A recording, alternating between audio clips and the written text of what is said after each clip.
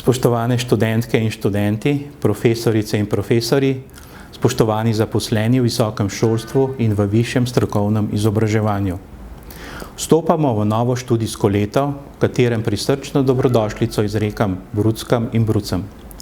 Verjamem, da bodo vaša študijska izbira in pričakovanja v visokošolskem prostoru uresničeni. Dobrodošlica gre tudi vsem ostalim študentkam in študentom, hkrati željo, da bi bili uspešni in postali opolnomočeni kasneje, ko boste zaključili študij za nadaljevanje karierne poti.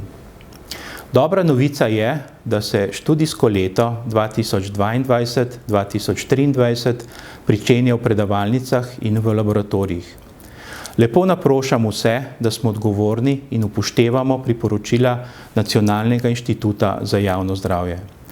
Tako se bo lahko študijsko leto ves čas odvijalo v predavalnicah, prav tako pa bodo lahko odprti študentski in dijaški domovi.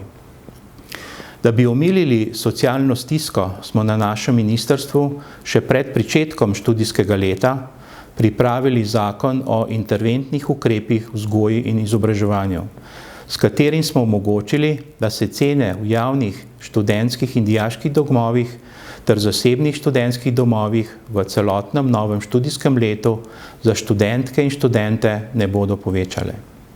Iz proračuna pa bomo zagotovili dodatna sredstva ob dvigu stroškov delovanja zaradi vpliva visokih cen. Spoštovane in spoštovani, znanost in visokošolsko izobraževanje sta ključna dejavnika družbenega napredka. Zavedajoč se tega bomo v prihodnje prenovili visokošolsko zakonodajo in tako ustrezno organizirali naše visoko šolstvo. Vse v želji, da Slovenija postane družba znanja, ustvarjalnosti in inovativnosti. Razvijali bomo tudi programe višjih strokovnih šol in jih še bolj povezali s potrebami širše družbe.